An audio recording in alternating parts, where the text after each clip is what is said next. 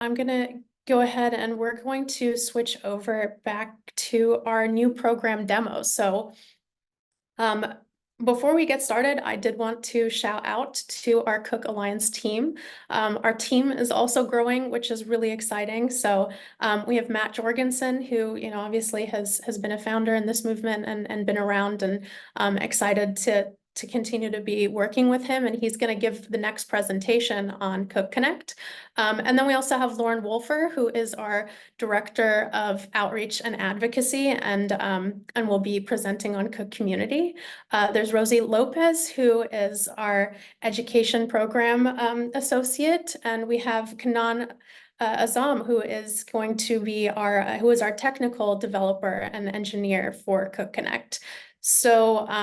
I am going to go ahead and spotlight and pass it on to Matt. Thanks, Raya. I'm going to switch over to my screen here. Hi, everyone. It's great to be with you and wanted to share a little bit of a deeper dive into Cook Connect, the platform to support, from a technical perspective, Cook's businesses that we're super excited to be unveiling today and starting to roll out in the coming weeks and months. So in short, Cook Connect is going to be the first legal marketplace for home-cooked food that's operated by a nonprofit, by us, by the Cook Alliance. And it is, as Roya started to explain, it's a two-sided marketplace that will offer for all of our culinary entrepreneurs, home cooks, and otherwise an all-in-one sales platform and an order management platform that's really been designed for and by home cooks around the needs of legal MICOs. And we'll explain some of the history of how it was developed and how it's coming to us shortly. For diners, for eaters across the state, this means that you'll be able to find MICO food in your neighborhood in an easy way and actually place orders for meals through the platform. So we're beyond excited to be offering this as a resource and an asset to the movement. So how did this happen?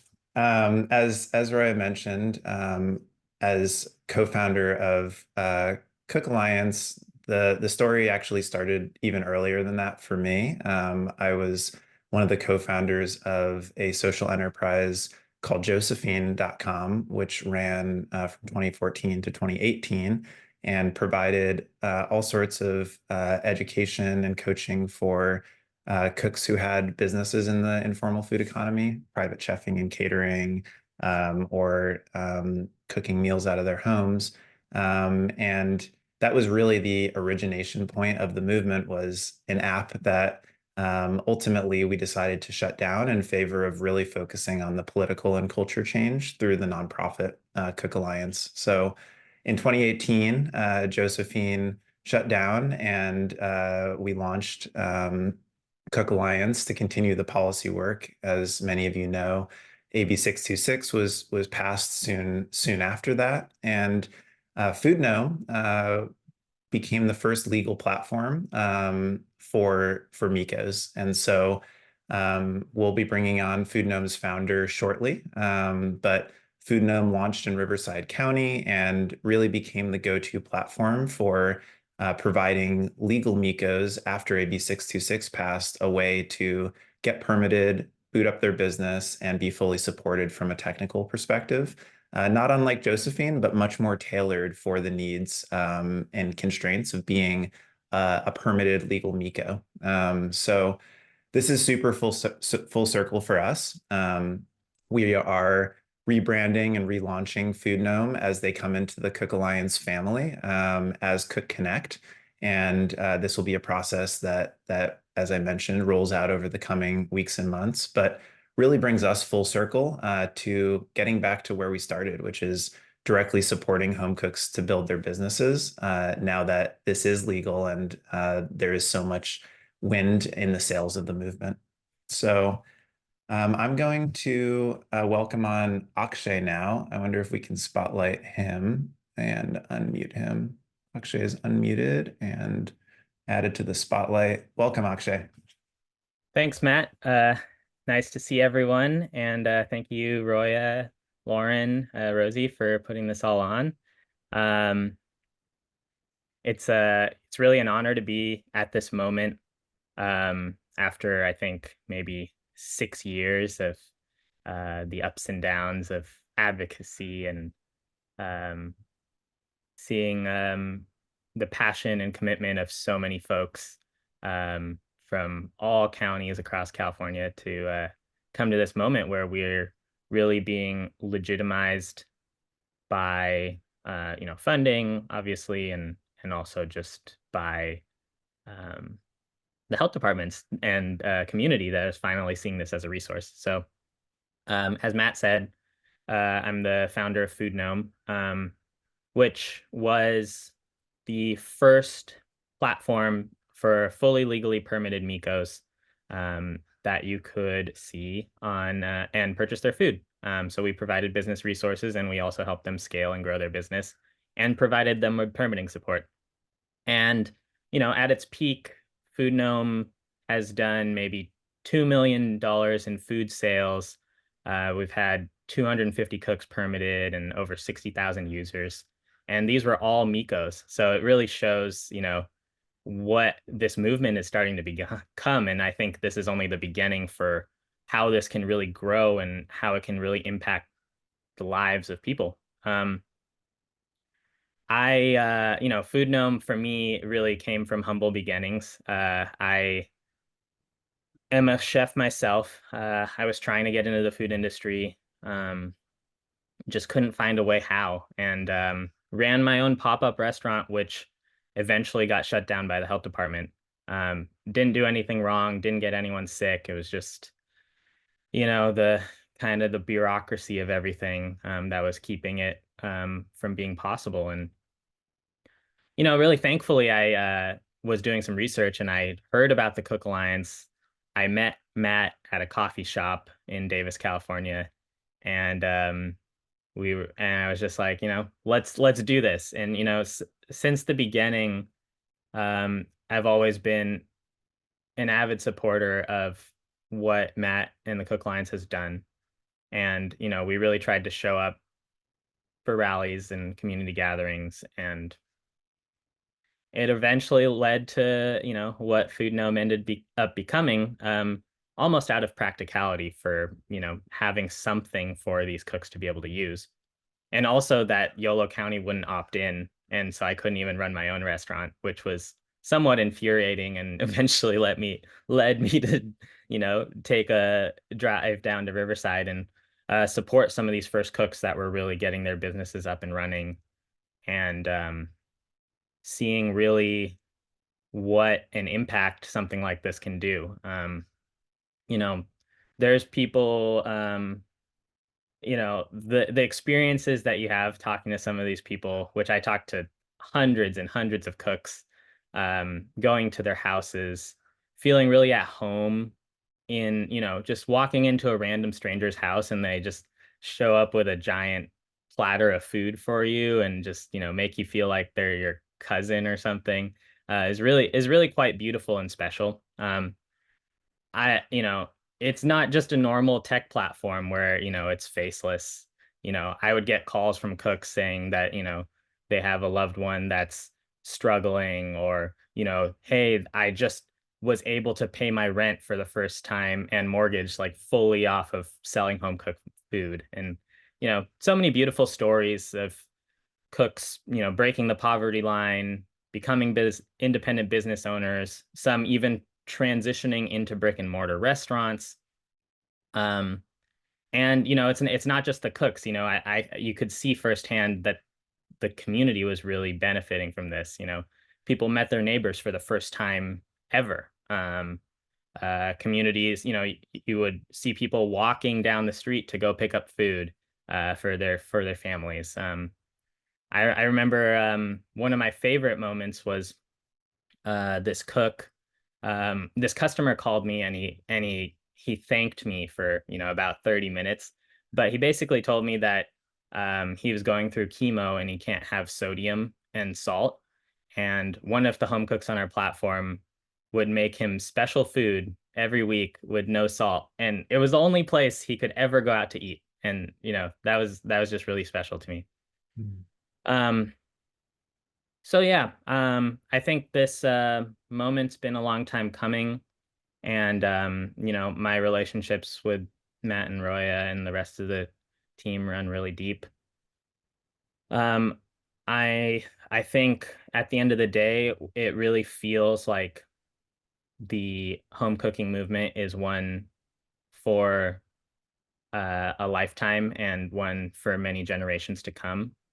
Um, and I think the run fast, break things perspective of tech platforms sometimes doesn't fit with what that mission really needs to be.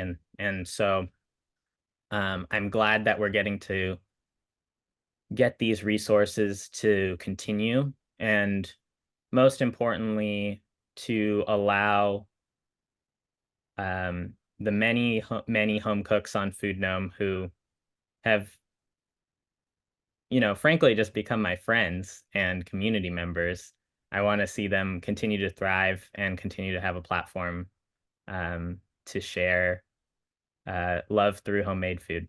So, Mm. thanks so much for having me, and yeah, it's a pleasure to be here. Thank you, Akshay.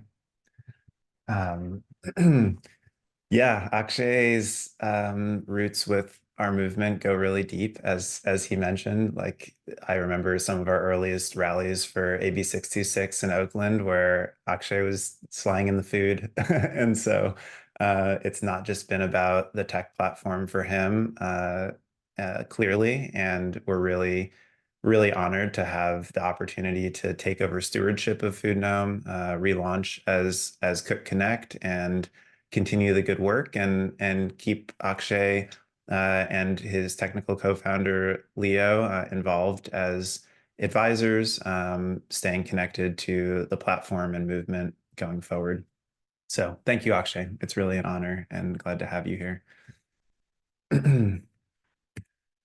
So Akshay actually just kind of alluded to this, but nonprofit ownership for us is largely about this multi-generational perspective. It's not the move fast and break things approach of the tech world, and it really means that the incentives for the long term are just for and by the home cooks and Mikos that we serve. And um, mission protection is a big piece of this. I know having run a platform that had investors at the table, that there is a pressure to sometimes grow quickly and make decisions about the direction based on profitability. And for us, the decisions within the nonprofit structure will always be made for and by home cooks and movement advocates. It also means that any profits that we might make in the future will be reinvested into the movement. So currently, we're a good ways away from being profitable, and we're going to be launching with very low fees relative to other platforms that are out there. It'll be a 7% fee for diners, and a 2.9% credit card processing fee, and we'll be waiving, at least for the first year, the 7% cook fee. So we hope that it can be really accessible. And then, longer term, if it does become break even or even profitable, any proceeds will be reinvested into the movement. So nothing's getting extracted for investors or owners. This is long-term, going back into our programming, back into our training, back into supporting home cooks and their businesses.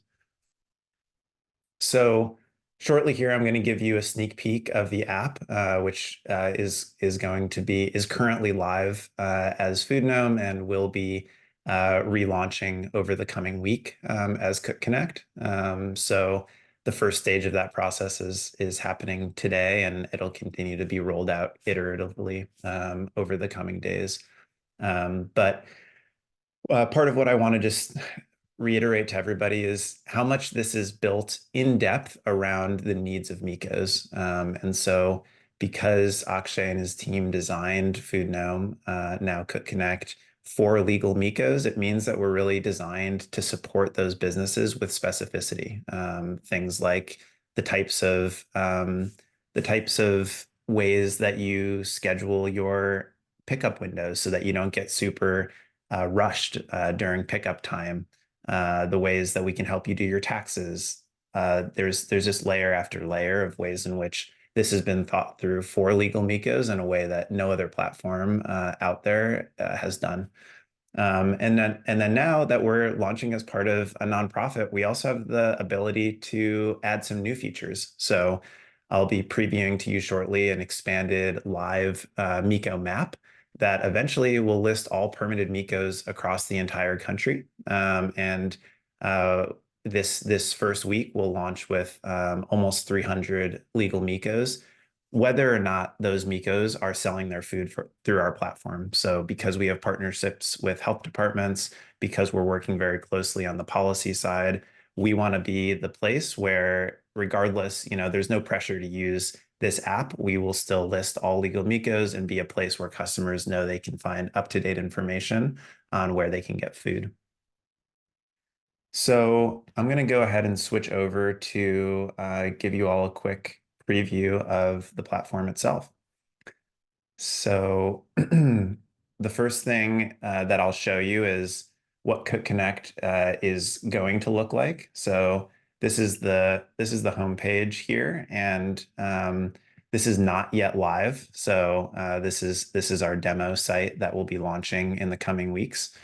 But the Cook Connect homepage, a lot like Food Gnome with some rebranding, and here you can see the new Miko map, which has now across the state hundreds of these permitted Mikos. And again, these are all the ones listed on this demo version of the map here are not actually selling food through the platform, but they are permitted Mikos. And so if they do, for example, have an external site, we've got a link where you can go to that cook's personal website and order from them that way.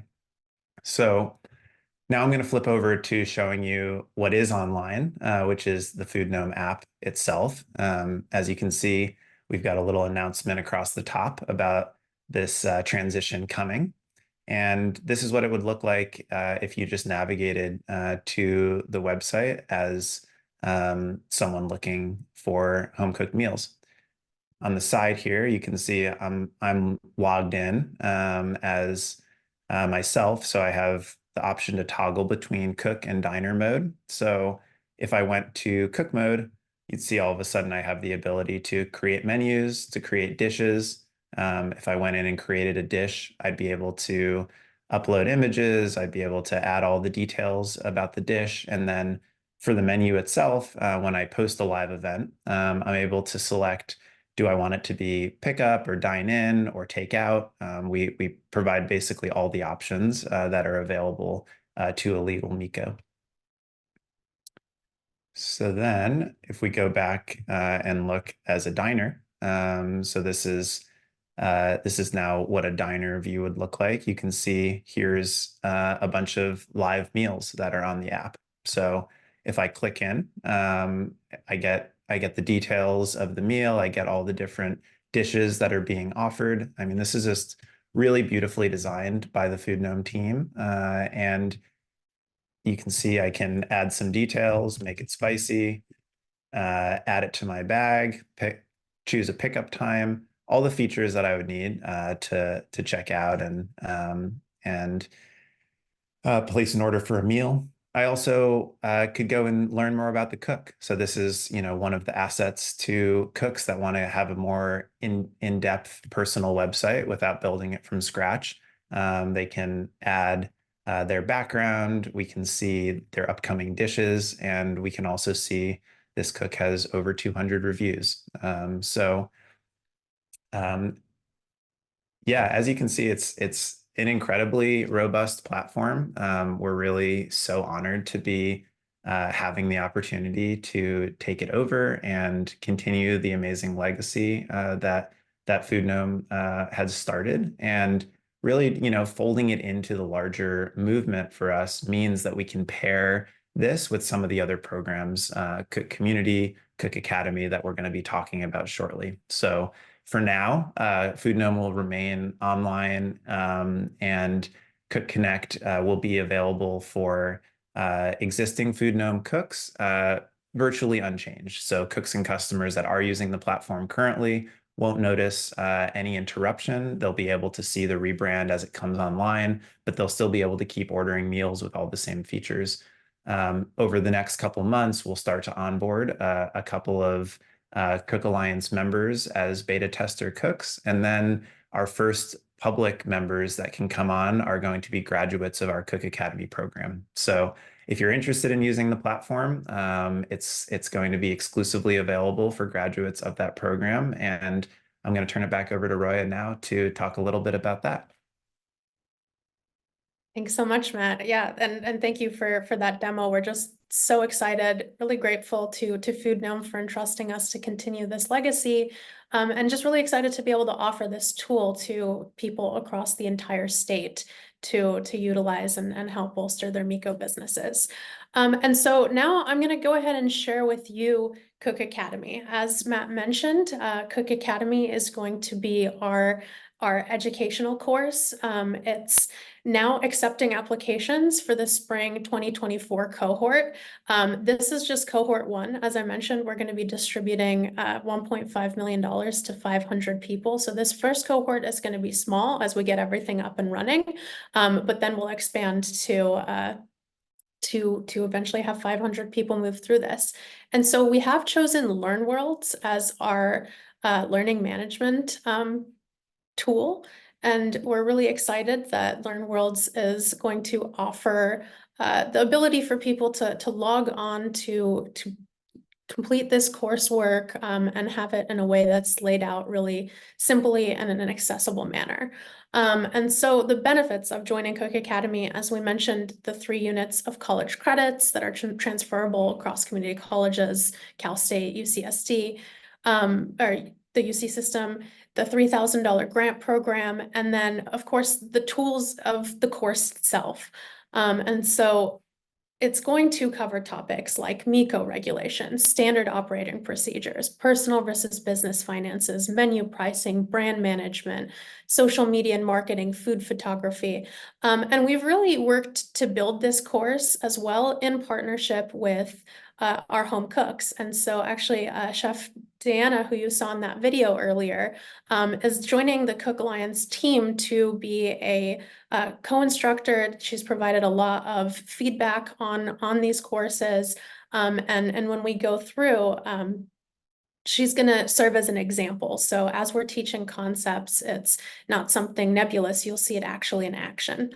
And so for this first cohort, it'll be April 5th through May 22nd. The classes are all virtual with flexible self-paced content, and I'll take you to the course itself so you can see what that looks like. But it will have a live graduation on May 22nd, 5:30 to 7:30 on Zoom. And there are limited spots available for this first cohort. We're going to continue to open up the application. And in terms of the application, this is what the application looks like. It's a JOT form application. And so you'll be able to come in and submit all of the information, where you reside in. Right now, it's only open to people in counties where Mikos are legal. But as we continue to legalize in other counties, for example, if LA were to opt in, in the coming months, then anyone in LA County would be eligible for Cook Academy as well. And then the long form questions, if you're interested, are really important. That's where we, want you to showcase yourself. And so asking people about the business they want to run and how that all works. And so this is the application.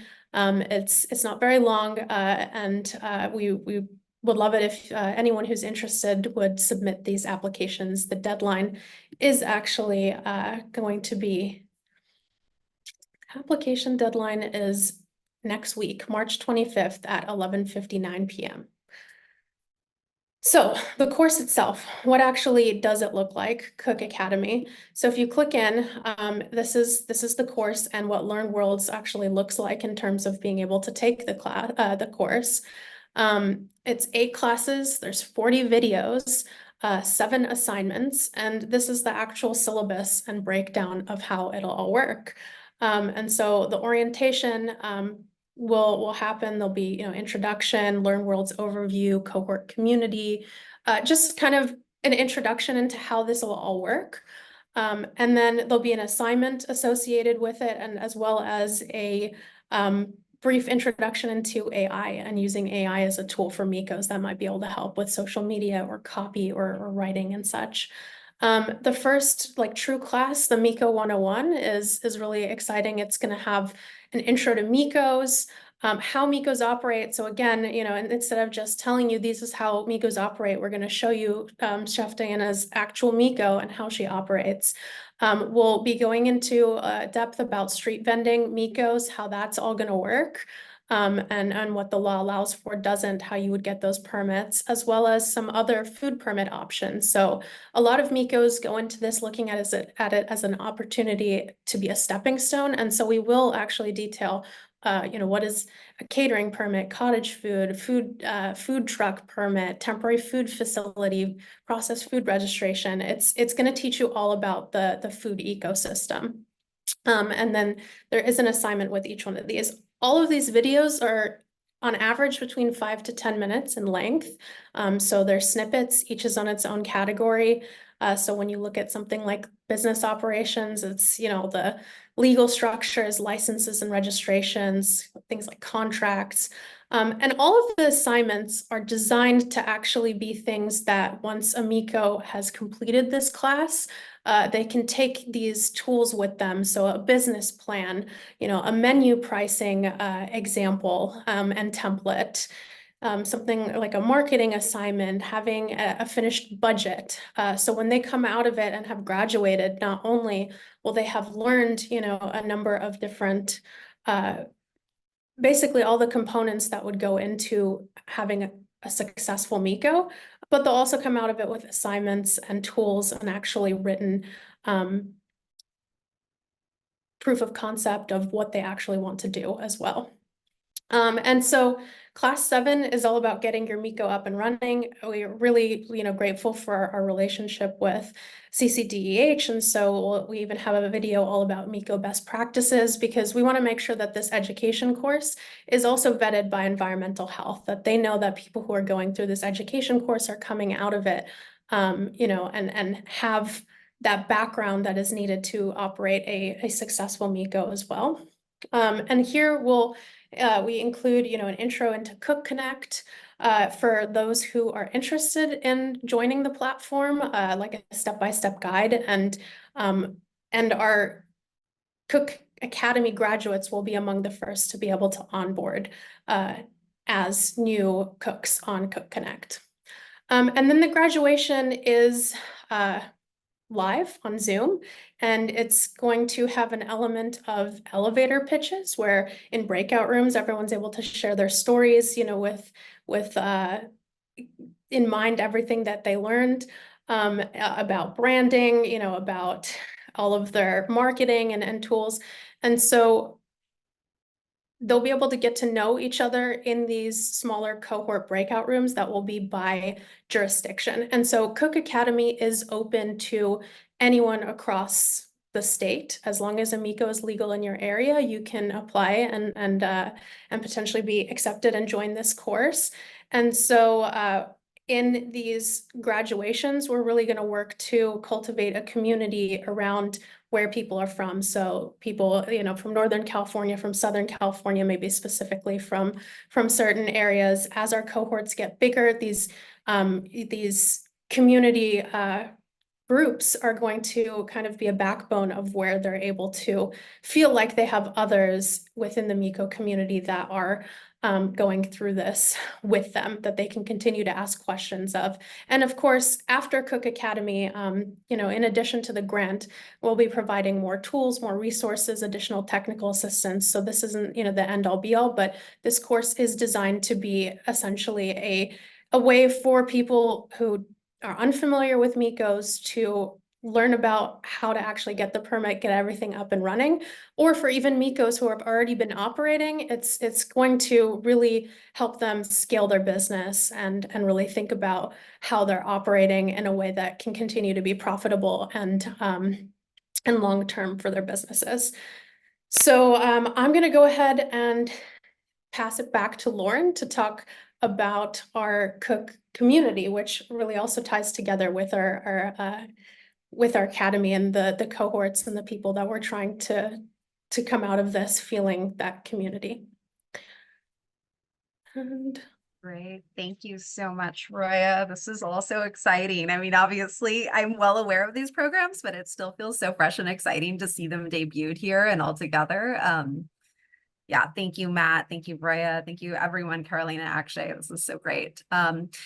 So speaking of community, so this is our third program. This is still under development, but I'm going to talk just a little bit about our advocacy and community building efforts today. These really go hand in hand. The advocacy efforts are just incredibly critical because, as most of you know, each county has to individually opt in.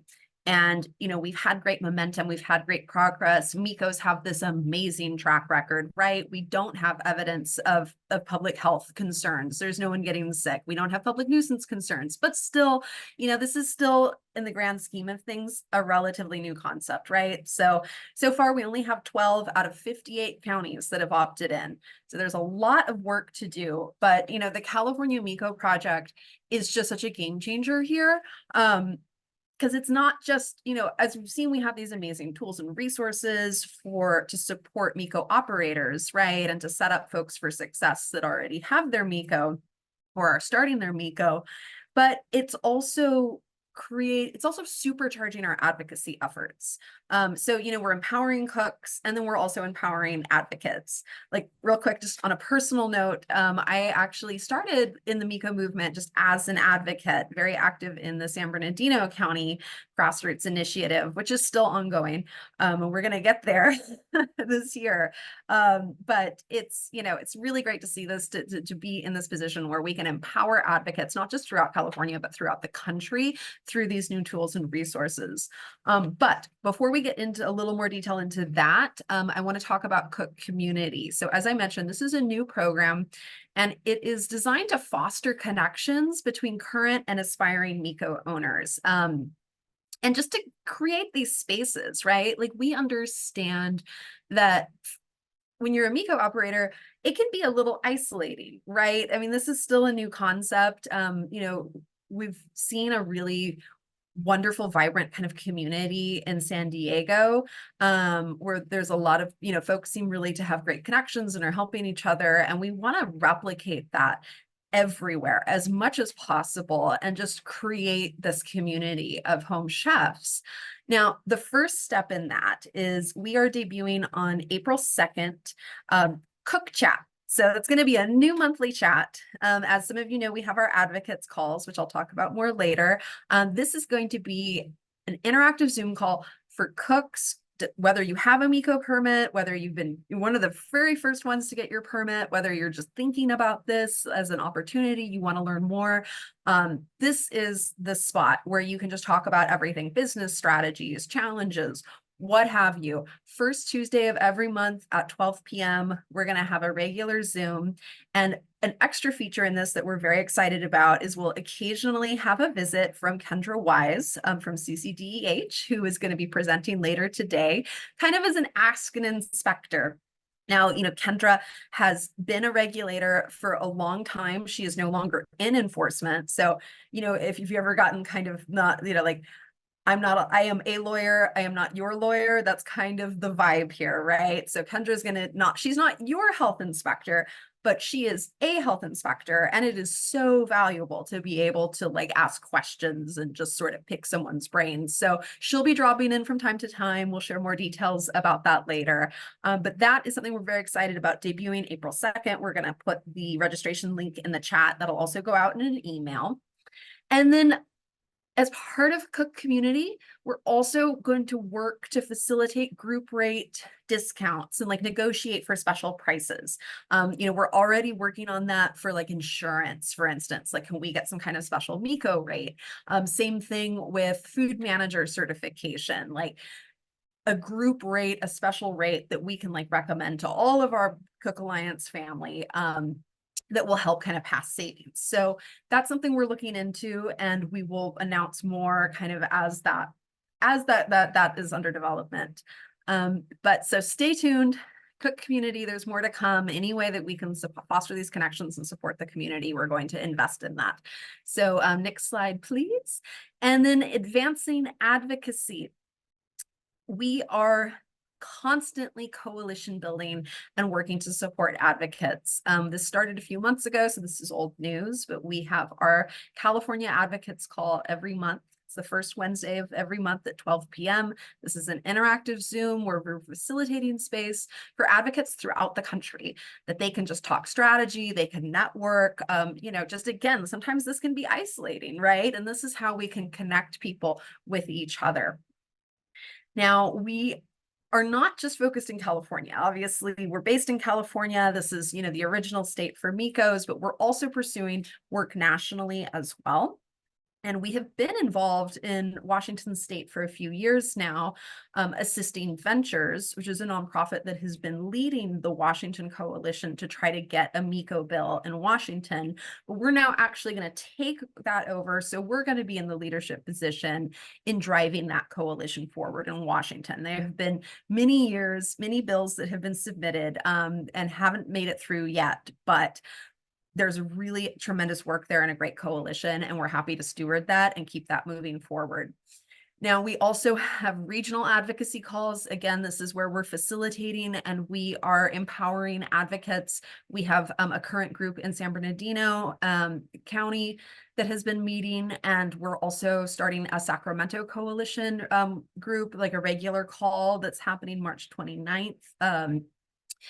And this is something that I always mention in the California calls, and we try to get it out there as much as possible, but this is what we're here for, right? Like to facilitate these regional groups. If you are interested in trying to get MECOs in your county and you don't know where to start, email me. Email us, hello@cookalliance.org. Visit our website. We are there to assist you every step of the way, facilitate these calls, facilitate the coalition building to try to get more MECOs.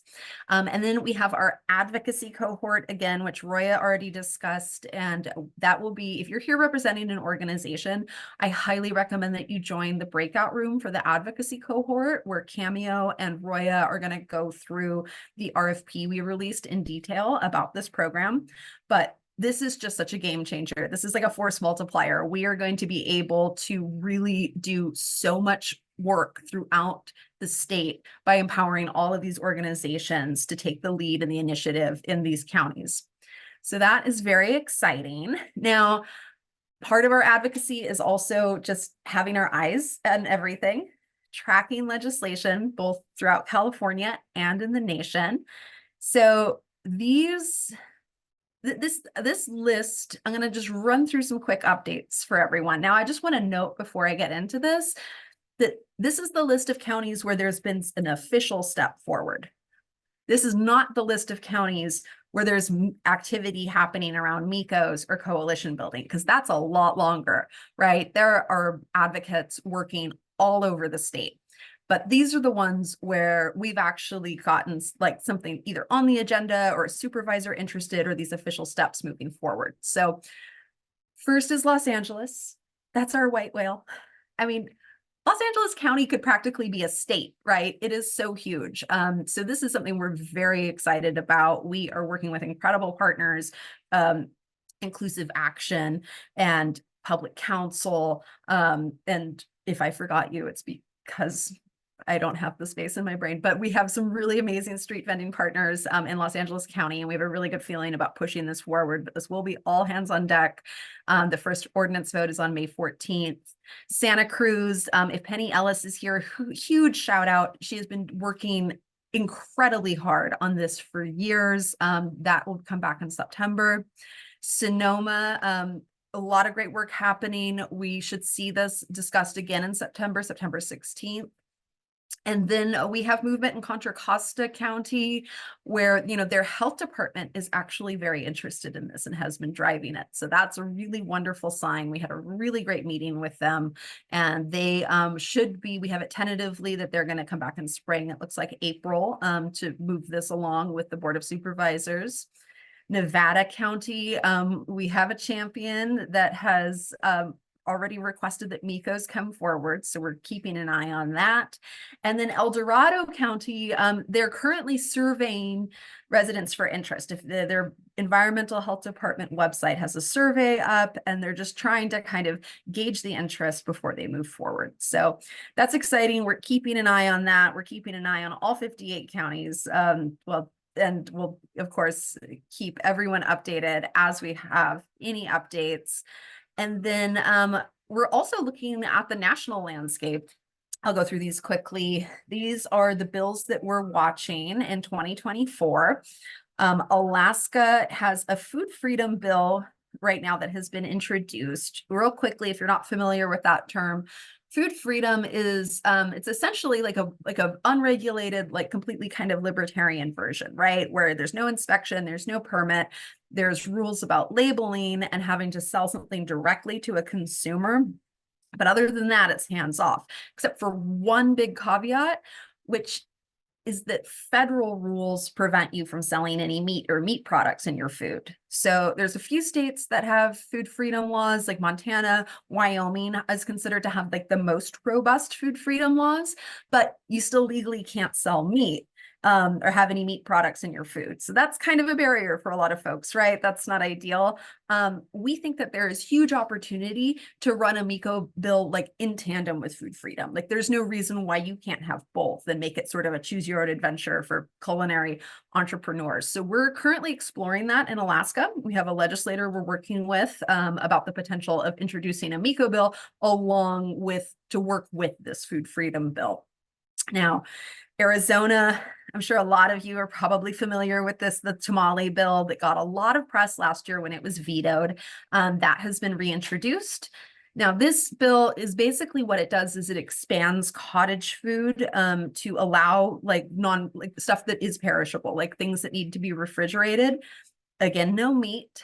And it doesn't include inspections. So it's pretty different than what we have in California, but we are keeping an eye on that as it progresses. It has passed the House. It seems to have a lot of support. It passed last year. So we'll see. It's kind of a politically spicy one. So it's pretty interesting. Hawaii is very exciting. I don't want to put my mouth on it, I'm superstitious, but this is probably going to be the next MECO state, you know, with California and Utah, and we're really hoping Hawaii will be next. Their MECO bill has moved through the House and is in committee in the Senate, and it seems to have really good momentum. So fingers crossed, everybody, this is likely to pass. Now, we also have a MECO bill in Minnesota, just been introduced. We don't know much about it, but we're keeping our eye on it. Nebraska also has something that's very similar to Arizona. Again, I don't have a sense of the likelihood here, but it's something we're watching. And finally, New York also is looking at a MECO bill. Now, this one, New York is on a 2-year legislative cycle. This bill was actually introduced last year, and it's still in committee. It hasn't died yet, but that's not great. So we'll see. Again, fingers crossed that this can move forward. Sometimes it just takes a few tries, right? Like Washington hasn't gotten there yet, but we're going to get that over the finish line. So if you're not already subscribed to our newsletter, I'm sure most of you are, just please be sure to, follow our newsletter if you're interested in these updates and any other advocacy information that we can share.